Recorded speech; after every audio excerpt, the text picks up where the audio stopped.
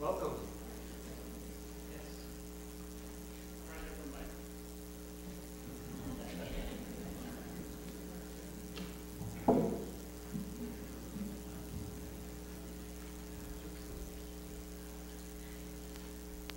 Glad you're here tonight, and welcome to the Living Last Supper.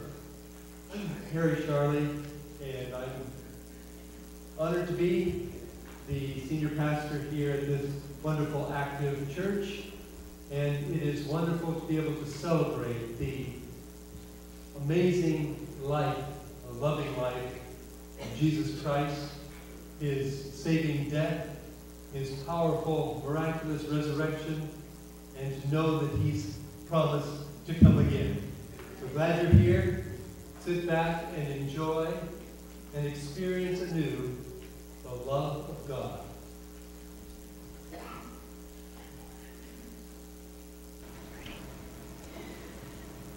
This is the story of Jesus' last meal with his disciples, as seen through the eyes and brush of Leonardo da Vinci in his famous painting, The Last Supper. The setting is the first day of the Feast of Unleavened Bread, when it was customary to sacrifice the Passover lamb. Jesus' disciples asked him, "Where do you want us to go and make preparations for you to eat the Passover?" He answered them, saying, "Go into the city, and a man carrying a jar of water will meet you. Follow him. Say to the owner of the house where he enters, 'The teacher asks, where is the guest room where I may eat the Passover with my disciples?' He will show you a large upper room, furnished and ready. Make preparations for us there." The disciples went to the city and found things just as Jesus had told them. So they prepared the Passover. When evening came, Jesus arrived with the 12. As they prepared the Passover meal that evening, the disciples waited expectantly for a servant to come wash their feet. At a feast, it was customary for a servant to wash the guest's feet. But this time the basin and towel had been provided, but no servant. Each disciple stubbornly determined not to act the part of a servant before the others. They were all unconcerned, seemingly unconscious that there was anything for them to do.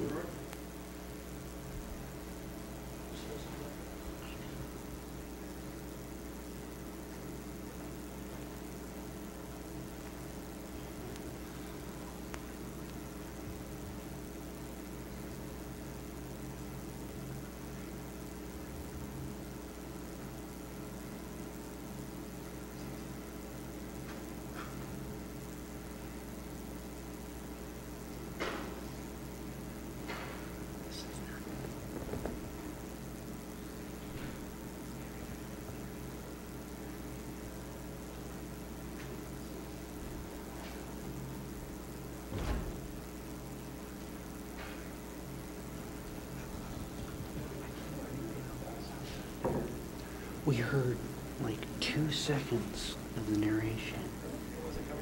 And then we walked.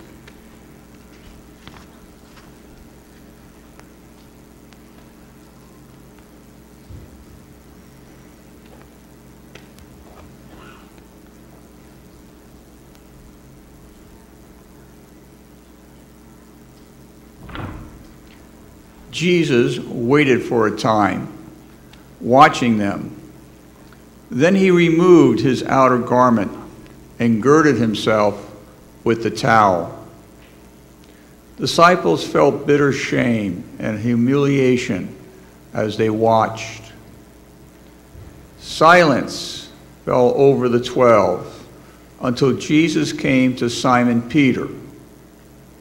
The fisherman's heart was broken as he saw the humility of his master. Peter, my good friend, come. Let me wash your feet. Lord, wait. You don't need to do this. Peter, You don't understand now, but one day you will understand. Lord, you're the master. You'll never have to stoop as low as to wash my feet. Peter, you must understand this, though. If I don't wash you, you can have no part of me or my kingdom. Well then, Lord, don't just wash my feet. Wash my head and my whole body also. Oh, Peter, someone who bathes does not need to bathe again. They just need to wash their feet, and then they'll be clean all over. Peter, you are clean, but not everyone who is here is. I tell you the truth, one of you will betray me this very night. Christ had come to wash not just dust from the disciples' feet, but the stain of sin from their hearts. All but one of the 12 were willing to yield their hearts to the Lord and be clean. He knew who it was who betrayed him. That is why he said, "Not everyone here is clean," as they again took their places at the table. Jesus asked them, "Do you know what I have done for you? You call me teacher and Lord, and you are right, for so I am. If I, then, your Lord and teacher, have washed your feet, you also ought to wash one another's feet. For I have given you an example, which you should do as I have done to you." And what an example! Did any of those at the table that night realize what had just happened? The hands of God had just washed each dusty foot.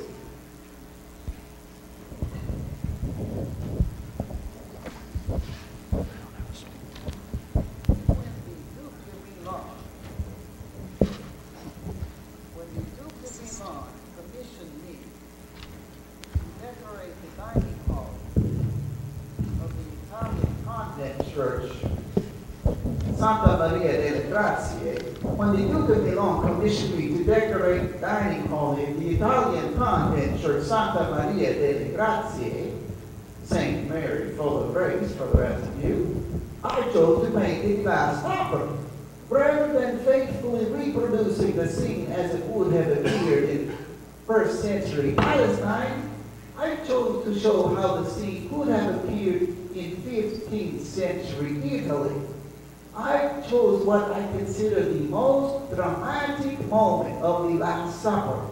That moment right after our Lord said, "One of you will betray me." This is it. This is that very moment I was trying to portray with the painting. When Christ spoke of his betrayal, the 12 apostles began arguing amongst themselves. Surely not I. The only composed person was Jesus himself. In the excitement, Judas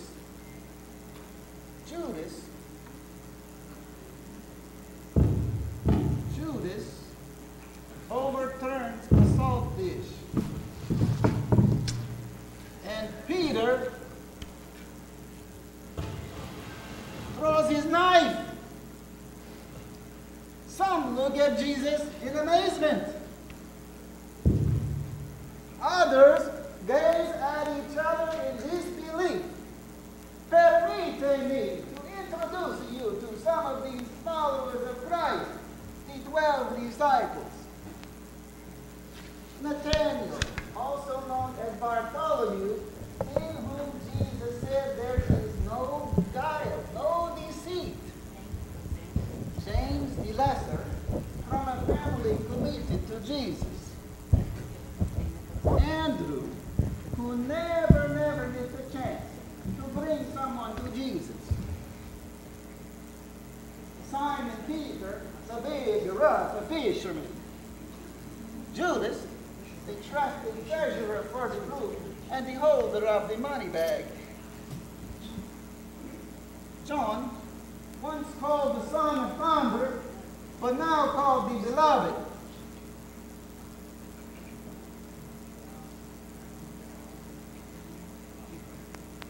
James, the brother of John, Thomas, shown here raising a questioning finger in the direction of Jesus, Philip, shown here rising to his feet, perhaps to interrupt the conversation,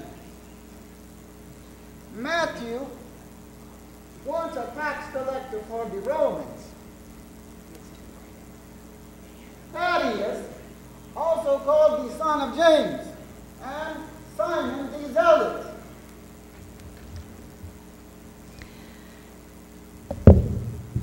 Every man at this table had been a witness to the life of Jesus, not just for the length of a sermon or even a matter of days. These men have seen Jesus through 3 years as they traveled with him. On the hot, gritty paths they traveled, and through cold nights sleeping outside, they have seen Jesus. If he were just a front, a fraud, they would know it by now. If his gentle spirit and selfless love are not genuine, these men would know.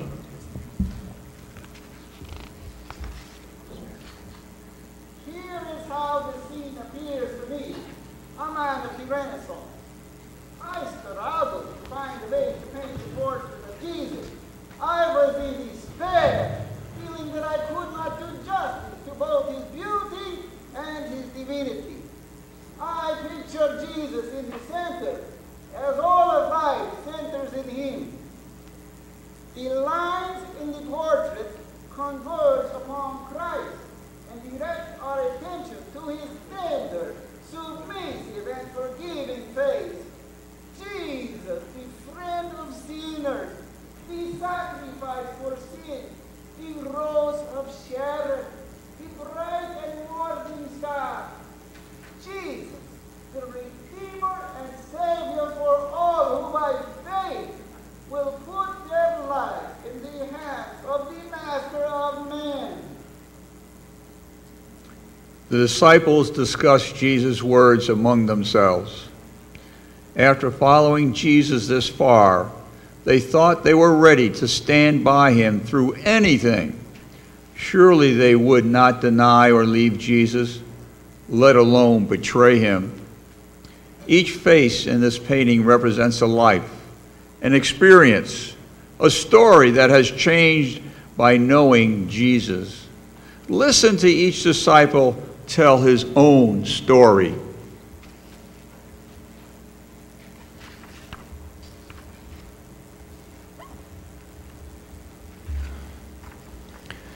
My name is Nathaniel. Some call me Bartholomew. Like most of the others seated at this table, I too am a fisherman by trade. I am from Cana in Galilee, which is where Jesus performed his very first miracle. I wish you could have been there. I wish you could have seen it. Jesus took plain water and turned it into wine. It was the most incredible thing I'd ever seen. I was also a disciple of John the Baptizer, and it was he who first introduced me to Jesus in Bethany, just across the Jordan. It was my good friend Philip who came to me and said, "We have found him, of whom Moses wrote about in the law and the prophets, Jesus of Nazareth, the son of Joseph." Can anything good come from Nazareth? I ask this not in scorn or because Nazareth was held in ill regard. Anyone associated and familiar with such a small and insignificant town as Nazareth questioned why God would put his most anointed one there. Nevertheless, Philip responded, "Come and see." When I saw Jesus, he looked at me and he said, "Behold, an Israelite in whom there is no deceit." "You know me?" I asked. He responded, "Before Philip came and called you, you were kneeling under a fig tree. I saw you there. At this moment, I fell to my knees and openly proclaimed my faith. Rabbi, you are the King of Israel. You are the Son of God. From that time on, I have served as a faithful disciple and chosen apostle. Together with the others, I have traveled the towns of Decapolis, the villages of Galilee, walked the streets of the holy city Jerusalem. Tonight, the Master, while he is instituting a new ceremony to replace the Passover, has told us one of us is to betray him. How could this be? Could a traitor be numbered amongst his closest friends? Certainly it isn't I, Lord. I would never do such a thing. Is it I? Lord, is it I?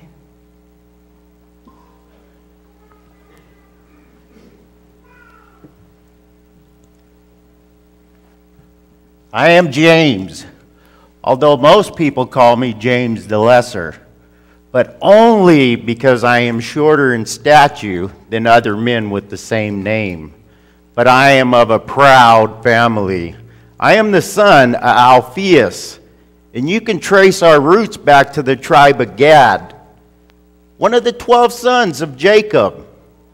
Oh, I'll never forget the first day I saw the Master. I was walking down the road by where John had been baptizing in the Jordan River. I saw a large crowd, so I went closer to see what was going on. And I saw Jesus asking John to baptize him. John instantly said, I should be coming to you to be baptized, but you come to me? Who was this man that John wanted to be baptized by? But Jesus insisted. So John went ahead and baptized him. And that's when I saw it. When John got through finishing baptizing Jesus, I seen a spirit come down from the heavens in the form of a dove and land upon him. And then I heard a voice say, this is from heaven, this is my beloved Son, who I am well pleased with.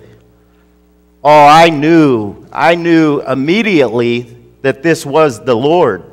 This was the Messiah, who we had all been waiting for so long. And now, I hear that one of the 12 is going to betray him. I have to wonder, which one of the 11 is it? But then I have to ask myself, is it me? Oh Lord, could it be me?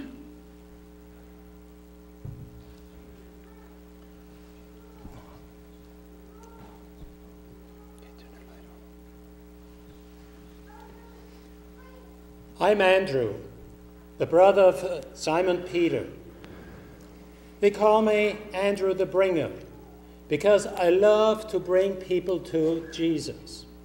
If I could, I would bring everybody to Jesus. After I met Jesus for the first time, I took my brother to meet him. And the change in Peter's life, you can't believe it. Nobody expected that. One day, Jesus and we were out in the countryside where Jesus was preaching to a huge crowd. He was preaching and the people really eagerly listened to every word our Master said. Then I realized that the people were getting hungry. So I suggested to Jesus, dismiss the crowd so they can go to the nearby farms to get something, to buy something to eat. Then I noticed a little boy who had his lunch with him. 5 little loaves of bread and 2 small fish. But he wanted to take it to Jesus, so I brought him to Jesus, and Jesus said then, go, feed the people. What? There are at least 5,000 men, not even counting the women, and children. But the master said so, and we did. You should have seen this. Everyone had enough to eat. Afterwards, we collected even 12 baskets of leftover food. All this from 5 measly little loaves of bread and 2 small fish. What a miracle. Another time, some Greeks came to me and they said, "Sir, we want to see Jesus." I was shocked. These Gentiles wanted to see Jesus? I have to admit, there are only a few of my countrymen who follow Jesus. The great majority, though they have heard him preach, though they have seen his miracles, they're indifferent. They could care less. I think those Gentiles have seen something in Jesus my countrymen haven't seen, and that is, Jesus is the Son of the living God. Even our leaders, they don't like Jesus. They want to arrest him, and who knows what will happen if they arrest him. There's kind of an ugly rumor going among ourselves, and that is, one of us will betray Jesus? What? Lord, is it me? Is it me?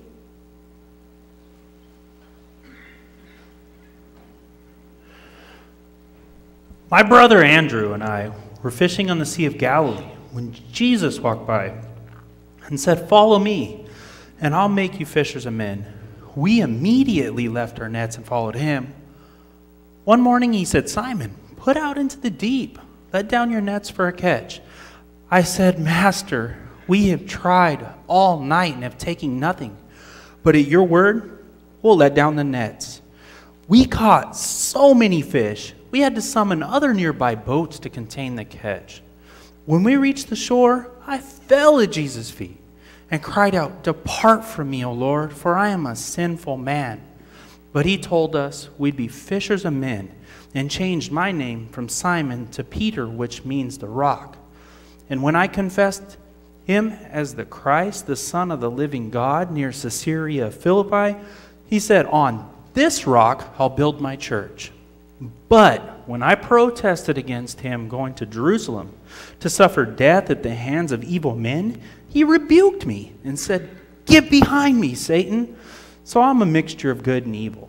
Tonight, when he said that one of us would betray him, I promised to follow him, even to death.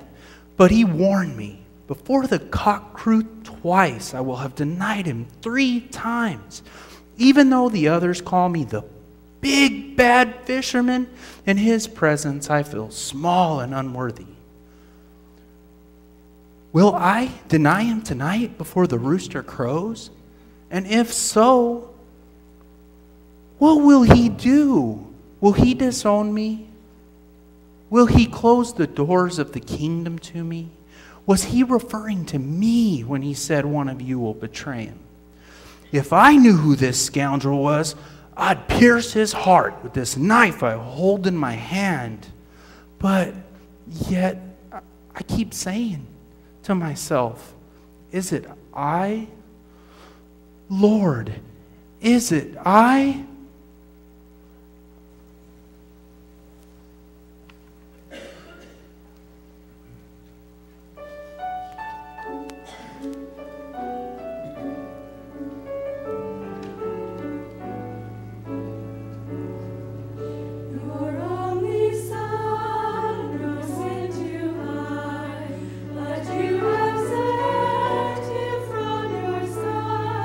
To walk upon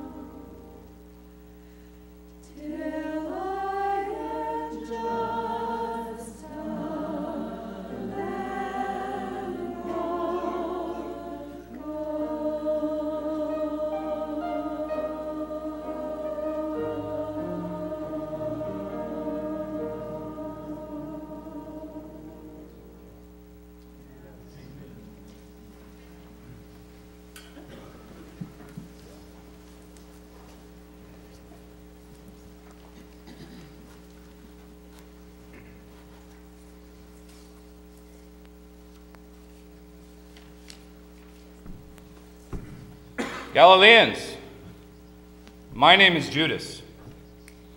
Unlike Jesus and the other Galileans, I'm a Judean. I'm sure that Jesus is the Messiah that we've been waiting for to overthrow the Romans and have himself crowned king. Here's the problem. These Galilean friends of mine are fun to be with. They know nothing about building a kingdom. Take James and his brother John here. They want to sit on the right and the left sides of Jesus in the kingdom. But how do they go about getting this? They have their mother ask Jesus for this as a favor to her. Even Jesus does more talking about the kingdom than working to make it a reality. Just this week, he took complete control of the temple courtyard, overturned the tables of the money changers, released the doves, and drove out the cattle. Then he went back to singing with children and teaching and healing. We left the temple and Jerusalem having achieved nothing. And Jesus showed good judgment when he made me his financial advisor. Just wish he'd take my counsel on other matters as well. A week ago, we went to a feast at Simon's house. He's a Pharisee, someone who could help us establish a kingdom. So Mary comes in and pours expensive perfume all over Jesus' feet. Perfume probably worth a year's wages. Simon and I questioned why she would do such a thing. We could have used that money to buy food for the poor. What kind of leader would one rather support? One who could feed the hungry, or one with great smelling feet? So what was Jesus' response? He complimented the woman and praised her. But Simon and I, we were just criticized. Sometimes I think that he actually intends to establish his kingdom one person at a time. We've got to move more aggressively, and if Jesus won't do this, I will. I've arranged for a meeting tonight between Jesus and the Sanhedrin. They paid me 30 pieces of silver for an introduction to him. This will force Jesus to show his power and finally set up his kingdom. I just hope, when he is crowned king tomorrow, that he remembers all I have done for him. Until then, I guess I'll just play along with the others and ask the same question. Is it I? Is it I?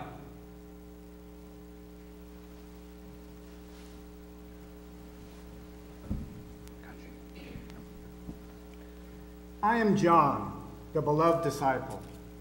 Beloved, loved by Jesus, loved by the one who is in the beginning with God, loved by the one who is greater than all of us, and yet washes our feet, setting an example of humility and servitude. You might think that because Jesus called me his beloved disciple, that I have reason to be proud. But I have learned that the opposite is true.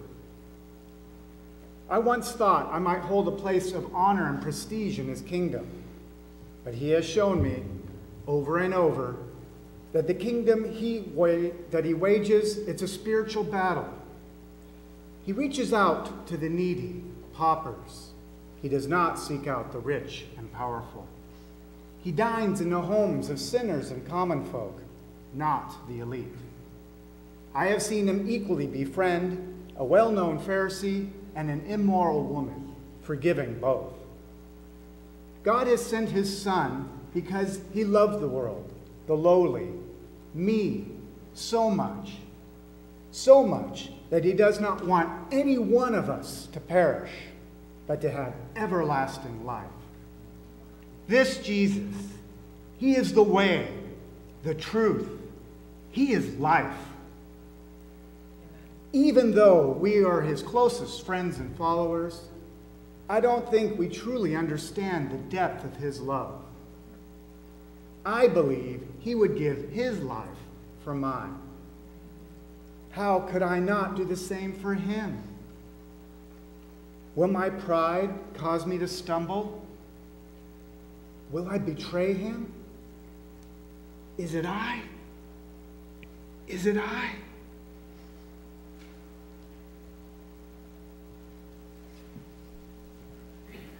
My name is James. John is my younger brother. We used to work as fishermen until Jesus called us to follow him. And oh, what an adventure that has been. Jesus himself gave John and I the nickname Sons of Thunder for our quick and fiery tempers, and that nickname stuck.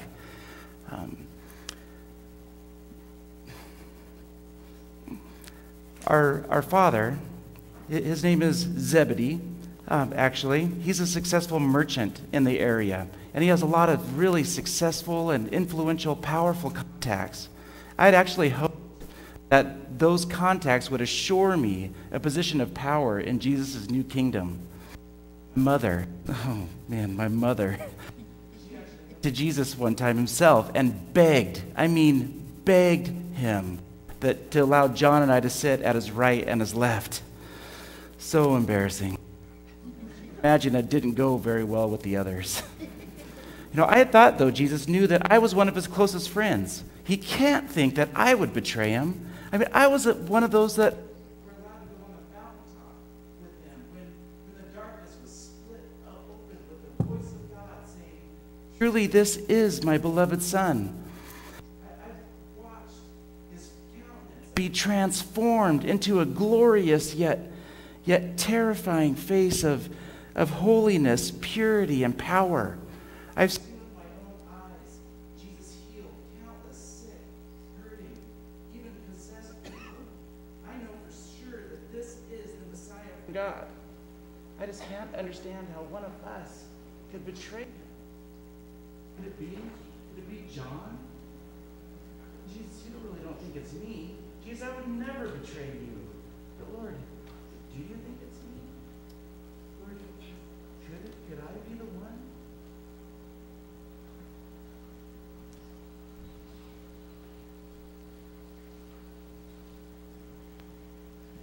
I am Thomas the Twin, or Thomas called Didymus, which means twin.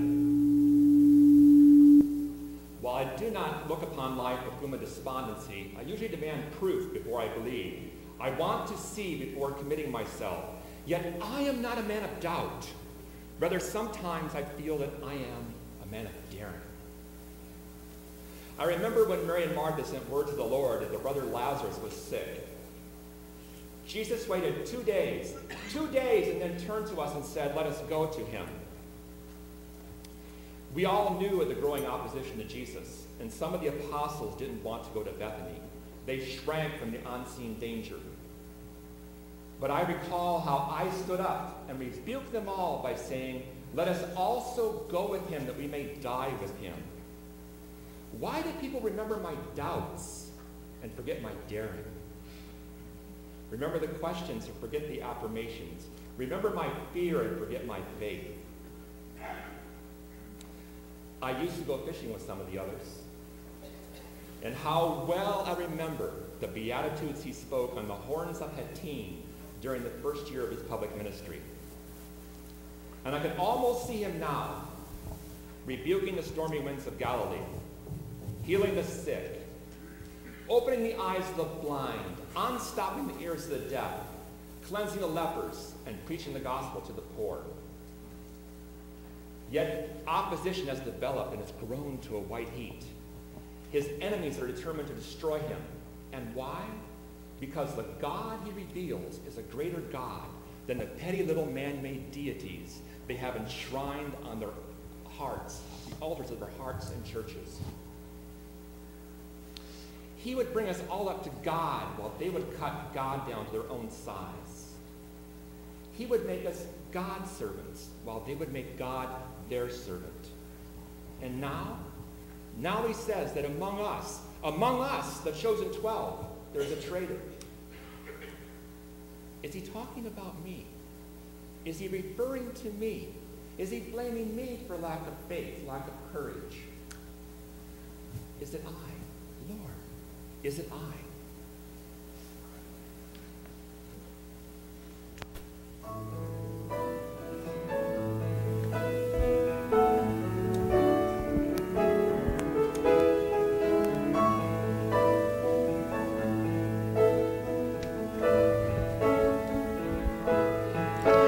I stand amazed in the presence of Jesus the Nazarene, and wonder how he could love me, a sinner condemned unclean. For he it was in the garden, he prayed, not my will but thine. He had no tears for his own griefs, but sweat drops of blood for mine. How marvelous, how wonderful, and my song shall ever be. How marvelous, how wonderful is my Savior's love for me.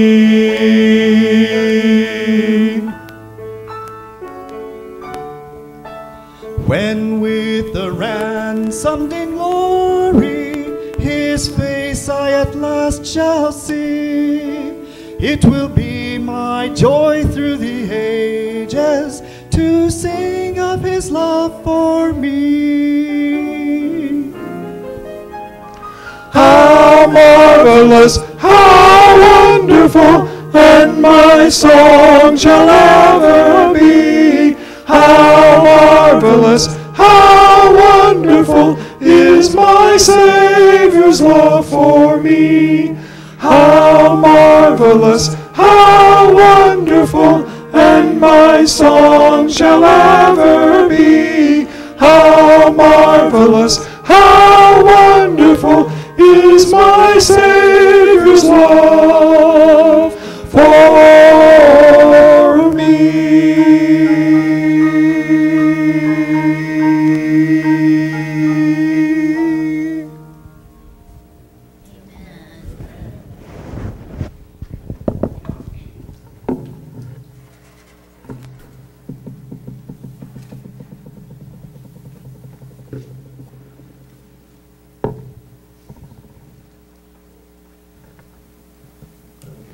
I am Philip, Nathanael's friend, from Bethsaida in Galilee, one of the first original 12 disciples. Many friends and I were in Bethsaida, listening to the words of John the Baptist. Repent and be saved, the kingdom of God draws near. His words were powerful and urgent. We thought that he himself might be the Messiah, but when we asked him, he said, "No, it is not I." After that, we were even more excited and determined to find the Messiah. On the way back to our dwellings, we spoke of the prophecy, the 70-week prophecy, that is found written on the scroll of Daniel. Our people were given 490 years to seal the prophecy, to make an end to sin, to bring in righteousness, and to anoint the most holy. 69 weeks were given from the time the command was given to rebuild and restore Jerusalem until the Messiah would come.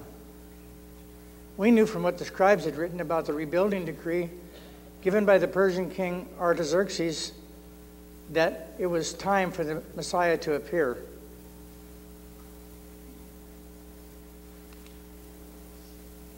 Our hearts burned with hope and anticipation.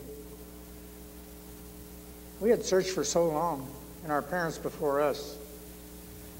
After that, as I sat alone with my thoughts, the Messiah found me. He said, "Follow me." I don't have the words to tell you how I knew that Jesus was the Messiah, but I did know. I ran to tell the others and found Nathanael. I said joyfully to Nathanael, "Nathanael, the Messiah is here. Come and see." And I brought him to Jesus. Now my heart is troubled. Although we have had some joyful times with Jesus, many joyful times with Jesus, he has told us that one of the 12 of us would deceive him and betray him to the Romans and to the Sanhedrin. Who would do this thing? Could it be me?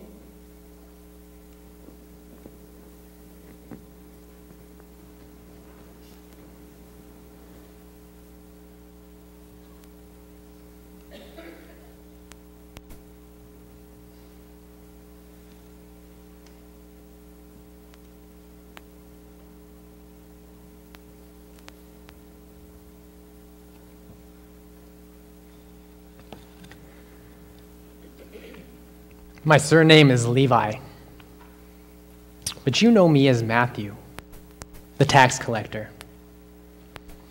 It is a result of my profession that I've never really known true friendship, or love for that matter. That is until one day, a shadow fell over my collecting table, and I stared into the face of the master. There was in his eyes a compassion that I have never seen in any other man. And trust me, I have looked into the eyes of many men as they've paid their due to the government. "Follow me" was all that Jesus said. So I got up. I left my table and my life as a tax collector, and I followed him. But my true conversion happened shortly thereafter. You see, Jesus came to dine with me and some of my fellow acquaintances. Other tax collectors and Pharisees were also in attendance. And as the evening progressed, I remember hearing the Pharisees talking to Jesus' disciples. "Why does your master eat with tax collectors and sinners?" Yeah, it was upsetting to know that my guests would talk about me like that. But what hurt the most is that I knew they were right. You see, someone so dignified, whose very presence commands an air of majesty and respect, has no business interacting with the likes of me, a tax collector, a sinner, a traitor. My heart sank. There was an emptiness in my stomach that made me sick. But that's when my eyes met his. You see, from across the room, it was as if the master had heard our entire conversation, including the one in my own head. And then he spoke. "Those who are well are in no need of a physician. Go and learn what this means, that I desire mercy over sacrifice. For I did not come for the righteous, but the sinner." Jesus came for me. My heart, it began to beat again, as if for the first time. My eyes, they filled with joyful tears. And from that day, I have followed the Master wherever he goes. I have done my best to learn about his mission by studying the words of those who have foretold his coming. I have tried to write down the exact words of the Master, and as a result, I have traded in my publican wretchedness for the dignity of discipleship. You see, I no longer collect taxes or make change. Instead, I change sinners into saints. Jesus has shown me the way, the truth, and the life. But even now, as I write down the gospel, the good news of Jesus coming, he has shared with us terrible news. You see, one of his most trusted followers will betray him. Could he suspect me? After all, I was a tax collector. Do I suspect myself? Oh, please, Master, tell me. Tell me, is it I? Is it I?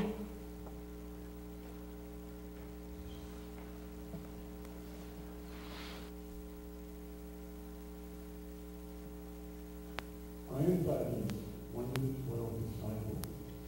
I have a few things I'm going to share with you that has made me convinced that Jesus is the Messiah. He is the Son of God. His hands, carpenter hands, rough, weathered hands, and yet so gentle and loving. His hands reached out and touched a leper, and the disease was erased from his body. His hands reached out and touched Peter's mother-in-law, and her fever disappeared. His hands reached out and lifted Jairus' daughter from her deathbed. His hands opened the ears of the deaf, reached out, rescuing Peter.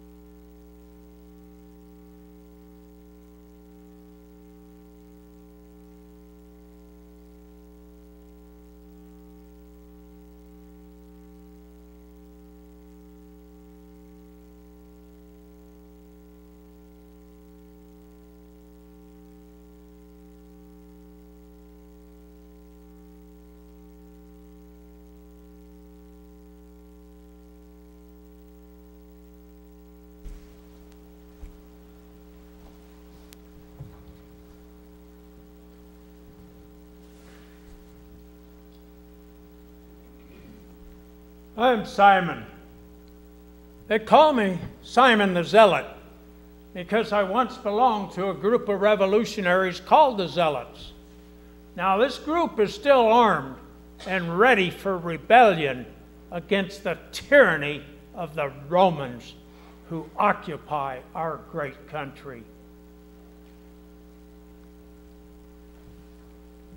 After I became a zealot, I heard that Jesus was the Messiah, and I wanted to help him overthrow the Romans so he would be crowned king and set upon his throne. Then, one day, Jesus came to me. He told me of another kind of kingdom a kingdom where he sits on a throne, but not in a palace in Jerusalem, but in my heart and yours. Then he said, follow me. Instantly I threw down my sword and shield, and I followed him.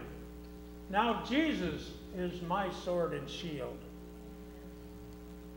I am no longer a rebel with a cause, for I have surrendered to a new cause. I have surrendered my allegiance to Jesus. Now, I strive to think as he thinks, to love as he loves, and to serve as he serves, and whom he serves, because God's kingdom is here, and Jesus is the King. Now, the Master says that there is a betrayer among us. How can this be? Who can it be? Matthew, the publican? The big fisherman or his brother? Or does he suspect me, since I am a farmer zealot? Is it I? Oh, Lord, is it I?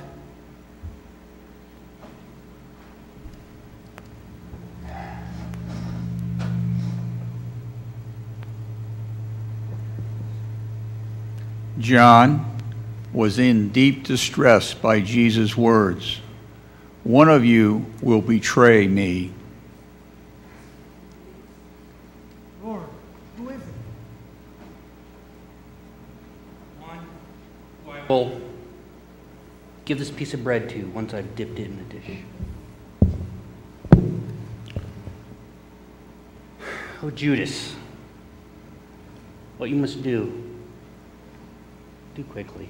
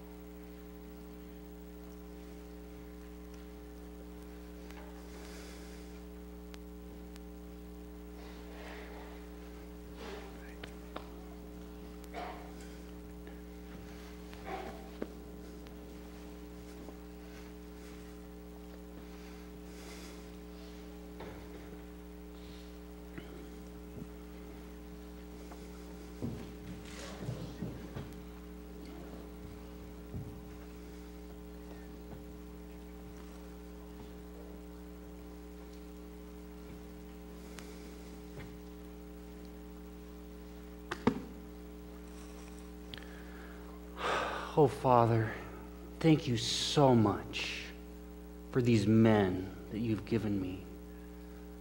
I love them so dearly. Thank you for choosing them for the kingdom. And Father, I don't pray just for them, but for everyone who will believe in me because of their message. Father, I pray that everyone who drinks and eats of this cup will be filled with the glory of your Son, and that they'll understand that I give my life, that this represents my life, that I freely give, so they can live an abundant life. For yours is the kingdom and the power and the glory forever. Amen. This bread is my body, my life. Every time you eat of it, it's a reminder that you take up the way of righteousness as your very own, that I, the bread of life, will sustain you. Eat of it.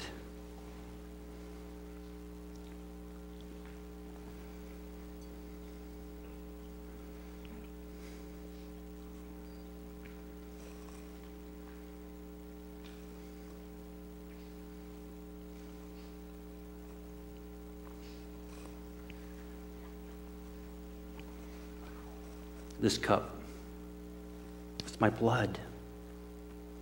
Every time you drink of it, remember, it's like a groom who's proposing to his beloved.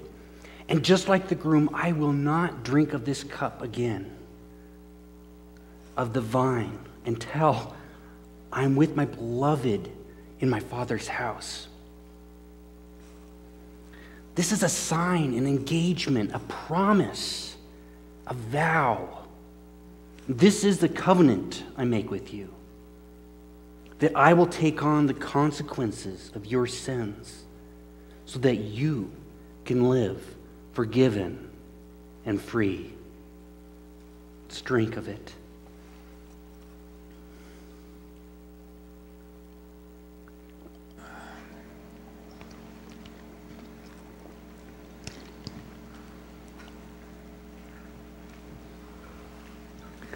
Shalom, my friends, shalom, my friends, shalom, shalom, till we meet again, till we meet again, shalom, shalom, shalom, my friends, shalom, my friends, shalom, shalom, till we meet again, till we meet again, shalom, shalom.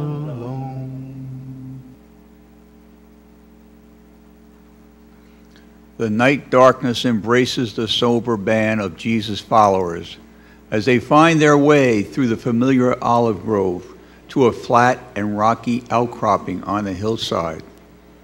But the darkness of the night is nothing compared to the impervious veil that seems to hang at this moment between heaven and earth, between the Father and his Son. The weight of sin, the agony of planet's guilt, pull asunder and bond of oneness that had never been broken between them.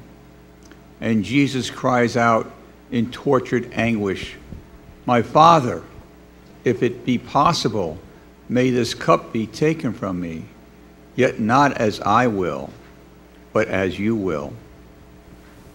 How could it be that the love and affection of the Father could be given up for a betrayer's kiss? Suddenly the darkness was penetrated, not only by an angel of light, but by the flames of wrath. It was the betrayer's torch. It was the kiss of death. They led Jesus to the high priest, where all the chief priests and the elders were assembled. Now the chief priests and the whole council sought testimony against Jesus to put him to death, but they found none. Many were called to bear false witness against him, but their witness did not agree. As soon as it was morning, the chief priests with the elders and scribes and the whole council determined to kill him, and they bound Jesus and led him away and delivered him to Pilate. And Pilate said to them, "Why? What evil has he done?" But they shouted all the more, "Crucify him!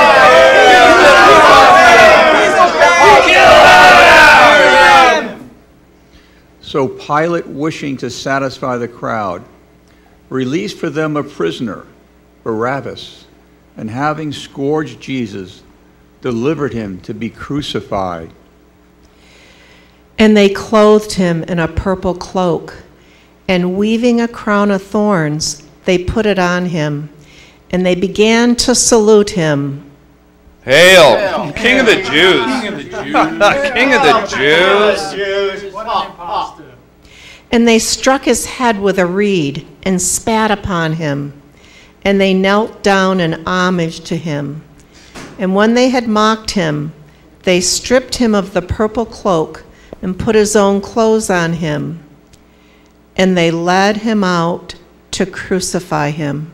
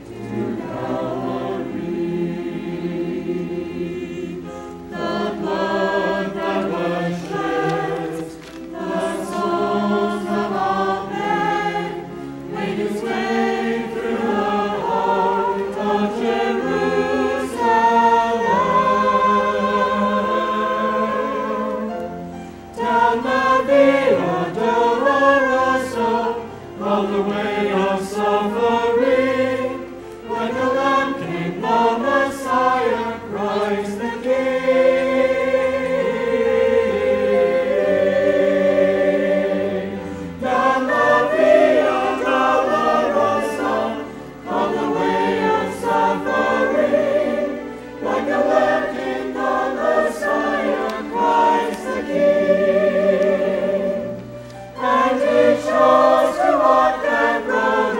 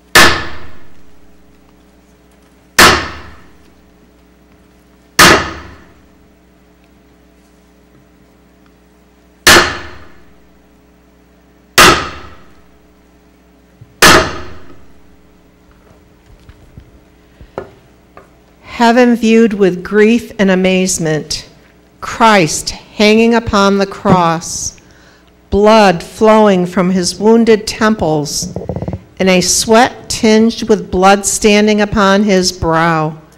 From his hands and feet the blood fell, drop by drop, upon the rock drilled for the foot of the cross. The wounds made by the nails gaped as the weight of his body dragged upon his hands. His labored breath grew quick and deep as his soul bore the sins of the world. All heaven was filled with wonder when, in the midst of his terrible suffering, Christ prayed, Father, forgive them, for they don't know what they're doing. Yet there stood man, formed in the image of a loving God, crushing out the life of his only begotten Son. In the midst of this scene at Calvary, one wonders, where were the disciples?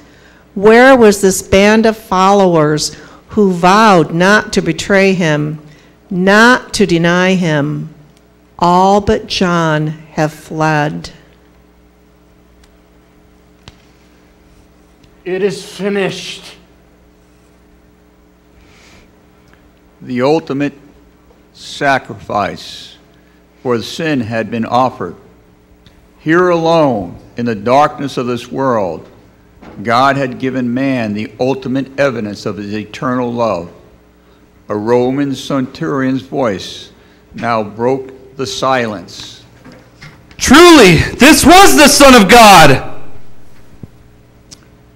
Boldly, Joseph and Nicodemus came forward to give Jesus a respectful burial. They reverently removed the body of Jesus from the cross. With their own hands, they straightened the mangled limbs and folded the bruised hands on his breast. The heavy stone was rolled against the entrance of the tomb, and the Savior was left at rest. As evening fell, Mary Magdalene and Mary, mother of James and Salome, and Joanna lingered by the tomb and ushered in the Sabbath.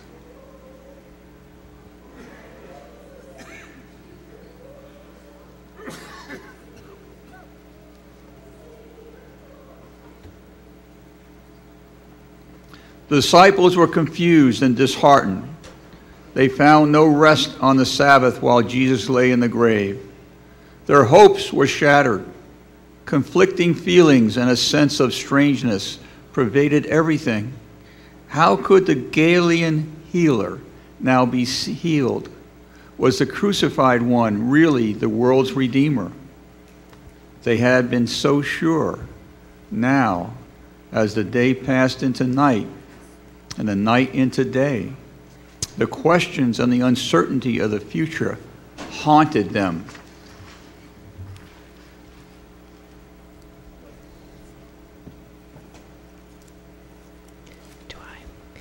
With the rays of the rising sun came the glorious news of the risen Son of God.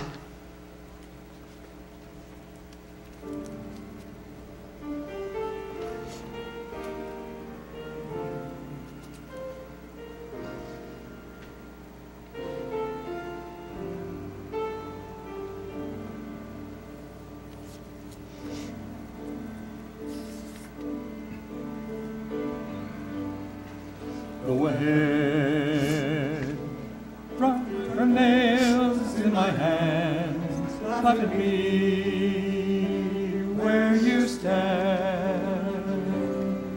Go ahead and say it isn't me. The day will come when you will see. 'Cause I'll rise again. There's no power on earth can tie me down. Yes, I'll rise again. Death can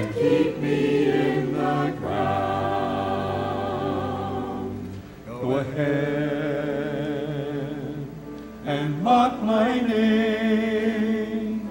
My love for you is still the same. Go ahead and bury me, but very soon I will be free, 'cause I'll rise again. There's no power on earth can tie me down. Yes, I'll rise again. Death can't keep me in the ground. Go ahead and say I'm dead and gone, but you will see that you were wrong. Go ahead, try to hide the sun, but all will see that I'm the one, 'cause I'll come again. There's no power on earth can keep me down. I'll come again. Come to take my people back. Yes, I'll rise again. There's no power on earth can tie me down. Yes, I'll come again. Come to take my people back.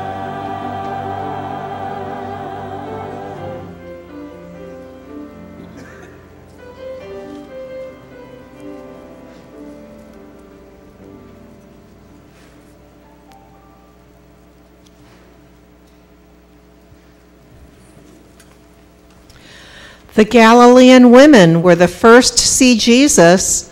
Mary Magdalene and Mary, the mother of James and Salome, and Joanna come again to the tomb.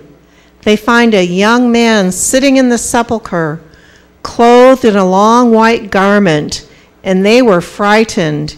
He said to them, Ye seek Jesus of Nazareth, which was crucified? He is not here. Behold the place where they laid him. But go your way and tell the disciples and Peter that he goeth before you into Galilee. There you shall find him, as he said unto you.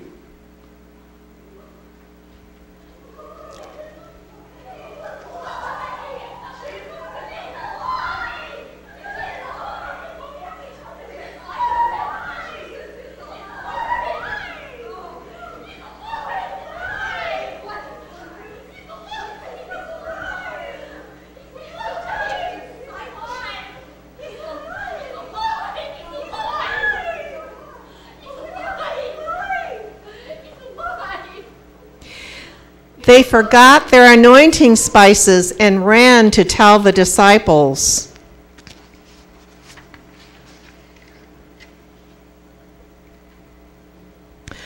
On the evening of the resurrection, the disciples once again gathered in the upper room.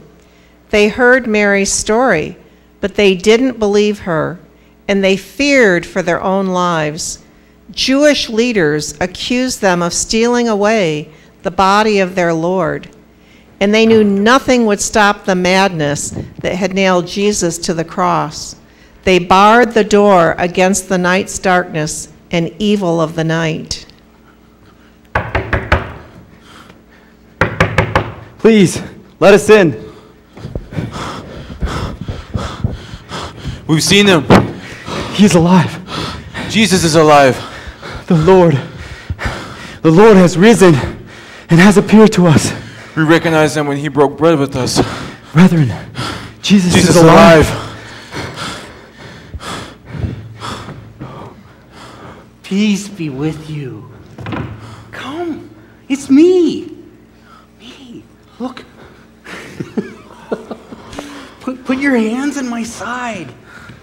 Look at my hands. He's alive. This is me. Oh, stop doubting and believe. Didn't I tell you I was going to be with you to the very end of the age? Oh, Thomas. Oh, beloved, you've seen and you've believed.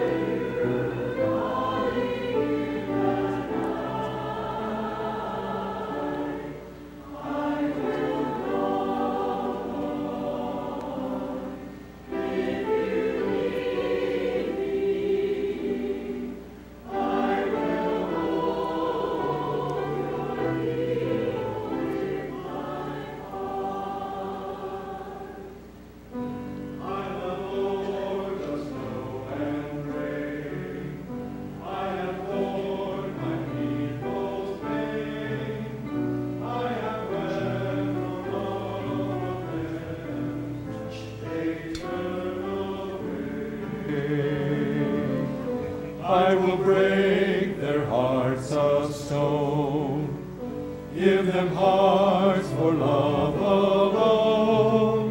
I will speak my word to them. Whom shall I send? Here I am, Lord. Is it I, Lord? I have heard you calling in the night. I will go, Lord, if you lead me. I will hold your people in my heart. I, the Lord of wind and flame, I will tend the poor and lame. I will set a feast for them. My hand will save. Finest bread I will provide, till their hearts be satisfied. I will give my life to them. Whom shall I send? Here I am, Lord.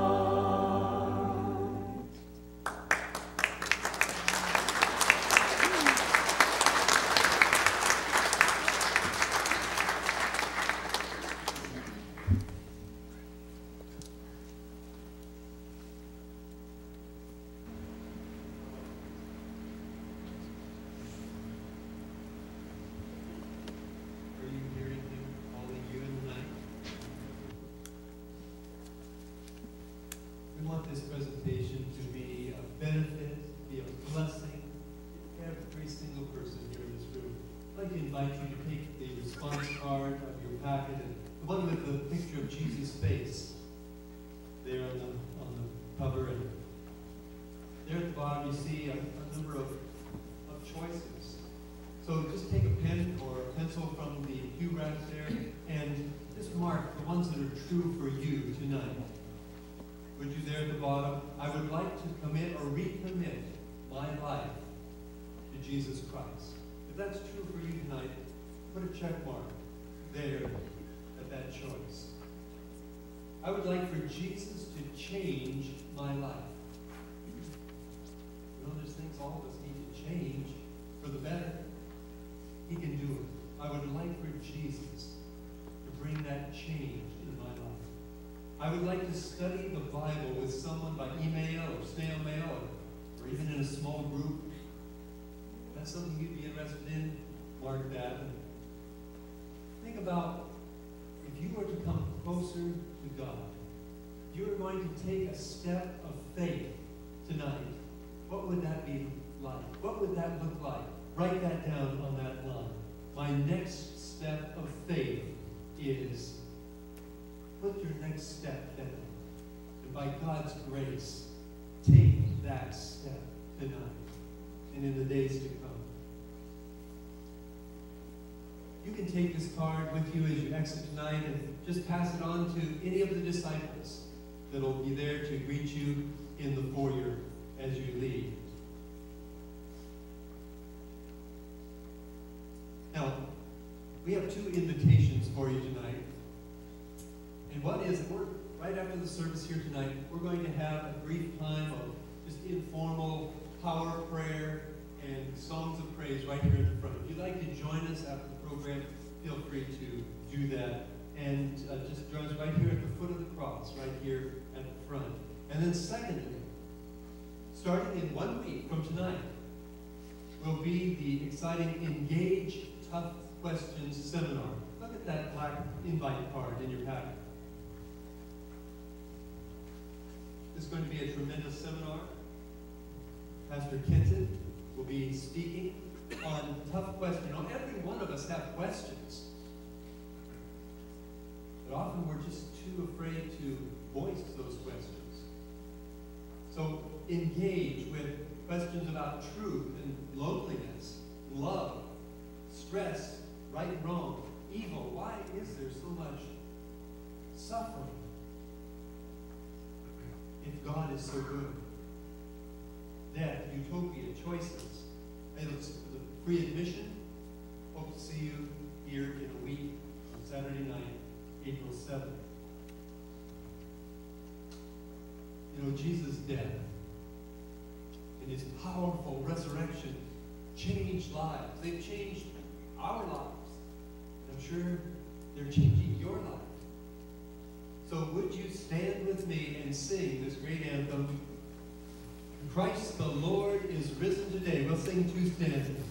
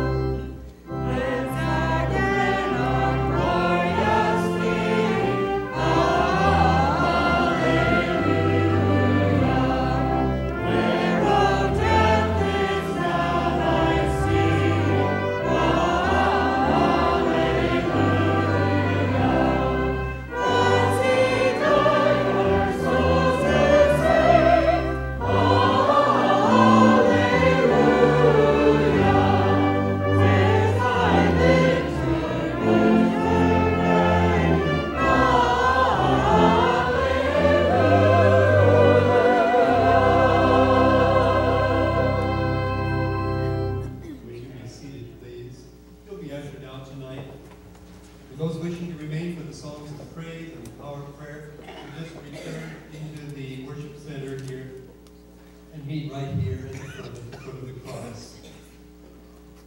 Friends, the eternal Son of God chose to come down to this world to rescue us with the love and power of God.